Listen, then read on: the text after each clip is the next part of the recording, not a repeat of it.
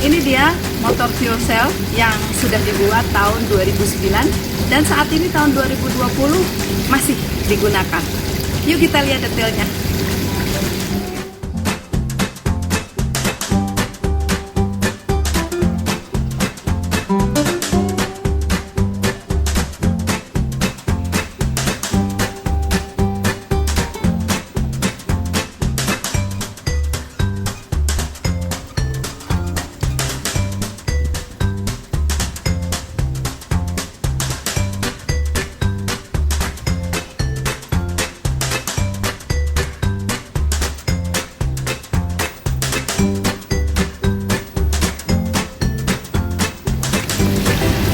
Ini awalnya dari motor listrik menggunakan baterai, tapi baterainya kita bongkar.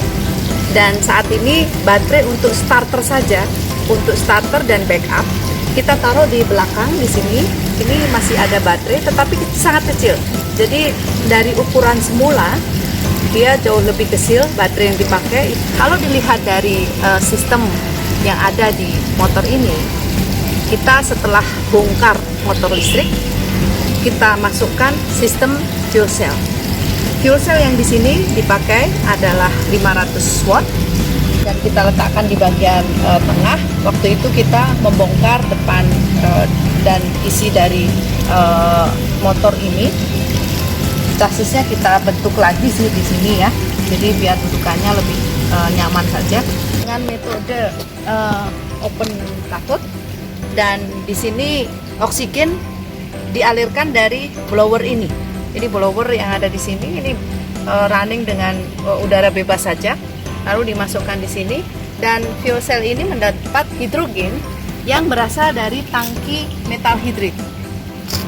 Tangki metal hidrit ini saat ini diisi dengan hidrogen dari tabung yang besar yang dengan tekanan 150 bar. Kita isi di dalam metal hidrit. Jadi dari sini kita alirkan, kita pasang pressure gauge di sini, lalu kita alirkan ke dalam controller. Nah, controller ini dilakukan untuk mengkontrol asupan hidrogennya dan juga untuk menangkap hidrogen balik yang mungkin terbuang dari sisi buangannya, lalu masuk ke dalam kontrol ini lagi. Dan dari secara total di sini kita bisa lihat tentang bagaimana kita mengontrol humidity-nya, lalu bagaimana kita mengontrol tekanan hidrogennya. Dan dari situ juga controller ini berfungsi untuk mengatur supply dari listrik yang dihasilkan oleh fuel cell itu sendiri ke mesin. Kendaraan berbasis fuel cell menggunakan gas hidrogen untuk memberi daya pada motor listrik. Tidak seperti kendaraan konvensional yang menggunakan bensin atau solar, sepeda motor, mobil, dan truk yang menggunakan fuel cell menggabungkan hidrogen dan oksigen untuk menghasilkan listrik untuk menggerakkan motor listriknya.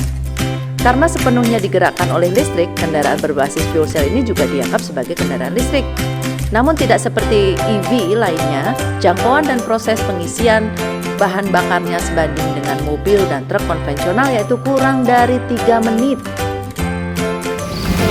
Motor ini dengan kecepatan maksimum adalah 60 km per jam dan rata-rata saya menggunakan kecepatannya sekitar 30-40 km per jam.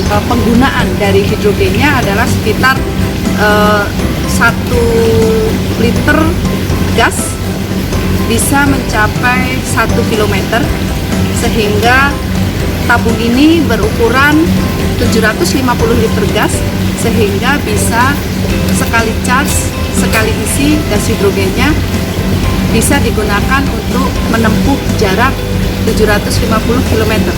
Demikian penjelasan tentang kendaraan bermotor listrik berbasis fuel cell atau sel bahan bakar yang menggunakan bahan bakarnya dari gas hidrogen, dan kali ini kita menggunakan gas hidrogen yang masih pure, tapi kadang kita menggantinya dengan hidrogen teknis sehingga lebih murah.